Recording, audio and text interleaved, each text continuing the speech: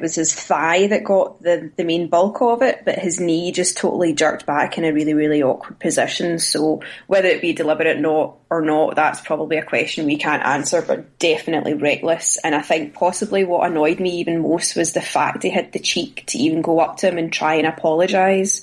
Do you know what I mean? That really, really, really angered me. And the Rosehill was kind of skating about, and I'm surprised that there weren't a few choice words kind of telling him to sweary word off, shall we say. So I won't do any swearing on the podcast. I'll leave that for off air. So yeah, leave it for Stephen. You mean? Leave it for Stephen. Yeah. Was Rosehill actually on the ice when that happened? I never noticed. I didn't think he was. I didn't think he was. He's kind of skating about. I don't know if he wasn't on the ice at the time, but when he was down on the ground, trying to get back up, Rosehill was certainly on the ice skating about then. Yeah. Again, Stephen, before I go into that, what was your thoughts in general, or Fitzy in general? Well, my thoughts on Fitzy have been long documented in here, but I was saying it to you off air. You see it in ice hockey all the time. A team will try and maybe not injure, definitely not try and injure the star player of their team, but they'll let them know they're there with a wee niggle and a bit of intimidation. A bit of intimidation, and I've no doubt that maybe Tomo said that to him. It's like, go and let him know you're there kind of thing, and it's just one of these incidents where, it overstepped the mark, so to speak, and it injured him. And as you have said, I'd like to think that a professional hockey player wouldn't intentionally go out and injure another one. Obviously, you get a couple of clowns like Marchand and Chara and all the Boston goons. So, talking nonsense. So it's like you'll see things like that happen. But I'd like to think it was an accident. I don't think Fitzy's the kind of guy who would do that at all. He seems a nice guy off the ice, and you would like to think that wasn't the case at all. But unfortunately, the damage has been done, and we can't really decide how our season is going to end until we find out how much damage has been done. Well, I don't think it was deliberate, but Fitzy has been known, we saw it ourselves with our own eyes, been known to be a wee bit reckless, and I think he'd made his mind up. He was taking Hammond out in whatever way it was going to be done, and the fact that, I think John Russell's right, the speed of the game, it looks as if his knees are jutting out as Hammond was kind of duking by him, but I like Fitzy. I think it was a major mistake when we let him go to the Steelers. I think he'd still have been here if we hadn't. If you believe some of the rumours, we tried to get him back. I don't know. And I also think if Fitzy had been playing for us and he was on the ice at the time, he would have battered himself for that. I think he'd answered the bell for it, and that's why I was kind of giving the Clan a free pass, because I remember trying to remember who was on the ice at the time, and I don't think there was anybody there that could deal with it. But again, I think it's another thing that's gone by where we have to answer. They have to be answering the bell for something, whether it was deliberate or not, or reckless or not. He's just taking out one of your top scorers, one of your most important players, and he skates off the ice. I can understand game situations; it might not be the time. However, it's not as if it's a game that's going to change our season, win, lose or draw, is it?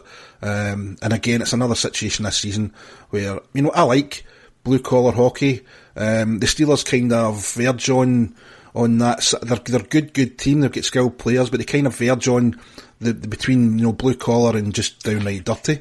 I have to say there wasn't too much of that on Saturday night. However, there was the kind of usual niggles in between periods. There was one period, I don't know if it was the end of the second, where there was a bit of a scrimmage at the end of it, and it's just the kind of thing you expect when the Steelers are in town, isn't it, Graham?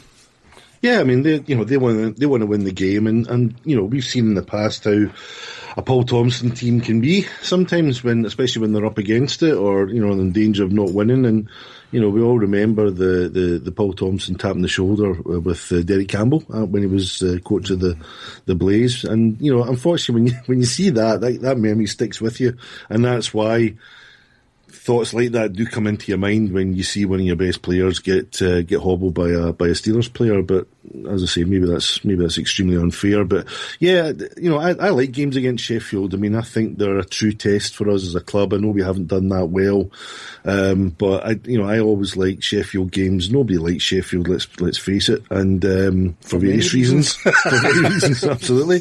But as far as on the ice is concerned, they are always good games, even if the results very often don't go our way. They're always good games. You get some crazy games. The Twilight Zone game last year as an example. But they're always games to look forward to, and there's always talking points afterwards, sometimes for the right reasons, sometimes for the wrong reasons. So yeah, no, as I say, I think they're a highly competitive team. They haven't performed as well this season, and there's no doubt that they want to try and end the season on a high, because overall it's been pretty disappointing for them up until now. So yeah, a wee boost for them prior to going up against Cardiff the next night. So we can maybe talk about how that turned out for them, but at the end of the day, yeah, they were there to win, and that's what they will never ever go anywhere and not try and win that game, and that's what they were trying to do. And I think Stephen, that's what we're lacking this year, and is that just that little bit of nastiness. I think we're too nice. You look back at the best season we had was when we had Fitzy and we had Frank and we had Salters, and there was just no nonsense taken.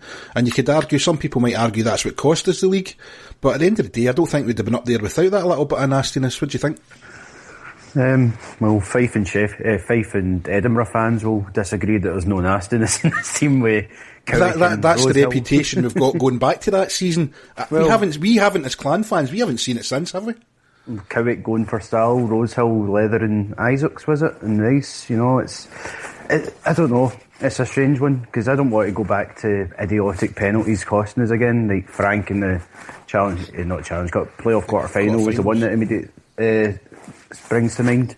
So it's a difficult one. I think you're right in that we need to be more no-nonsense taking, but we've got guys like Cowick who can go too far at the same time, when we've seen them go too far. Rosehill has been an inspiration, I think, with that, and he'll pick his fights and police the ice and make sure that Cowick isn't doing anything dumb. So I don't know, if we can get someone like that and someone with who's not as much as a loose cannon, maybe, then we might be all right. But it's difficult to tell. I think this whole season we've just been bad. I don't think we can say it's because we didn't have nastiness. I think it's just because we've had a terrible defence, and for most of the season we didn't have much secondary scoring. So I don't know, come back to me next season at this time. we can just see where we are then and be able to give you a better answer. Right, while Stephen's taking the splinters at his arse, Jennifer, how would you like to give your opinion? One thing I will say about the Sheffield game as well, like obviously the hit in Hammond just really, although we had like a 5-minute power play afterwards and scored the power play and that was all fine and dandy, but I have to say, like, so many people have been commenting that Keith hasn't actually stepped up to the plate. There's your captain stepping up to the plate, scoring the 2 goals, doing what he's meant to be doing. So I think that's been really, really good. But no, Stephen's totally right that the issues this season has been with the defence, and I think that's been like a factor in a lot of things. I mean, for so long,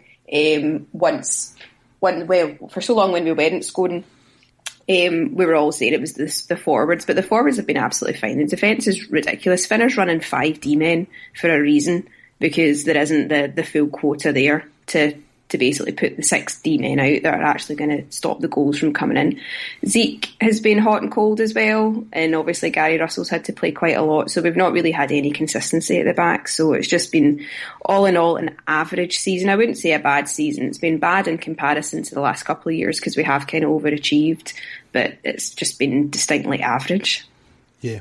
And, I don't think, Graham, I know you were picking Sheffield for a while to go and win the league.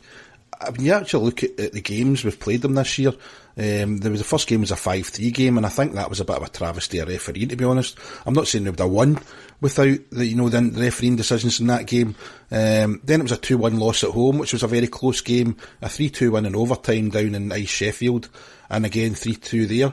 We aren't that far away from Sheffield, although I don't know if you think they had another gear to step into, but we really weren't that far away. But I don't think Sheffield are as good as Cardiff or Belfast have turned out to be this year. And I think I certainly was calling it from when I'd seen them the first couple of games. Have they been a disappointment for you? What them not doing well was disappointing for me, Given that you tipped them, do you know what I mean? The reason why I tipped them was because I felt, and I've always felt, that Sheffield have just got that will to win. Look at the number of overtime, penalty shot type wins that they get. As I've said before, good teams win championships when they don't play well and still manage to pick up points. And Sheffield were for me that kind of team. And yeah, okay, we had close results against them. I do think that's far more a case of how below par they've been as opposed to how fantastic we've been. So from that point of view, yeah, I think Sheffield have been disappointing. Certainly, I think as far as their fan base is concerned, it's been highly disappointing, especially after the highs of winning the league last year. As I say, obviously a playoff win or something like that would kind of, eclipse all that, but it looks almost inevitable that they're going to be up against the Panthers in the quarter-final for the playoffs, so one of them's not getting through. So it's going to be interesting to see how all that pans out. But to answer your question, yeah, I think Sheffield have been pretty disappointing this year. Certainly nowhere near as good as last year. And yeah, as I say, I think it's been far more a reflection of how they've played as opposed to the fact that I think we raised our game against Sheffield on occasions, but again, I think they've just managed to struggle to get by to pick up a lot of the wins that they have done. As the season went on, they've been found out, and that's why they're not in contention now. So we've got Fife away and Coventry away this weekend coming. Neither game really has any bearing on where we're going to finish for the seedings for the quarter-finals. We don't have as much to play for as Fife and Coventry are both fighting. Not so much Fife, I think they're almost guaranteed. Teams that are Fife certainly want to get one over us, but Coventry are certainly fighting for the playoff lives.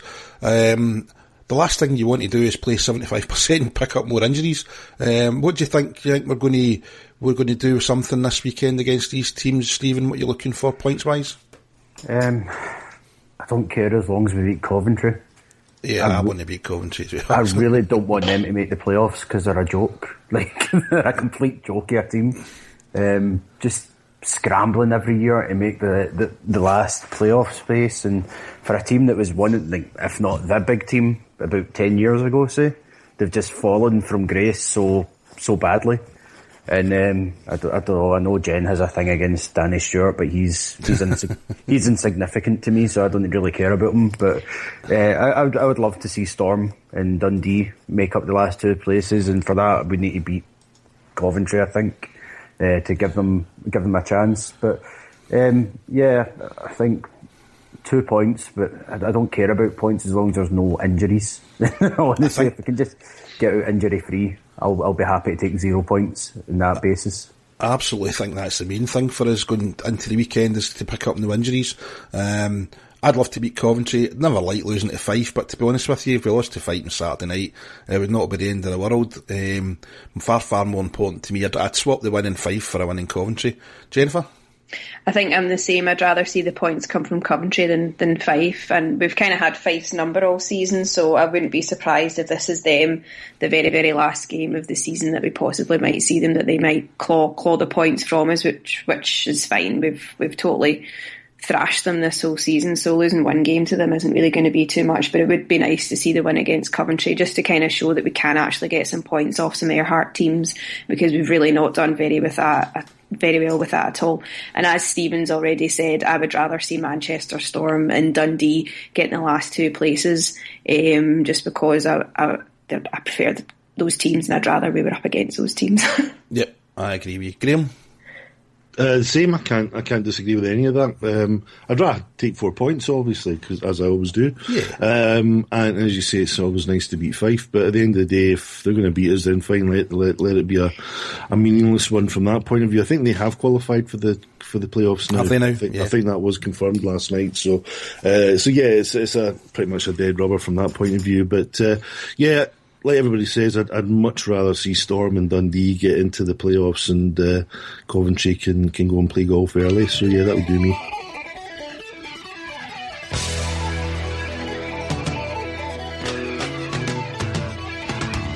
It's time for a weekly mugshot competition.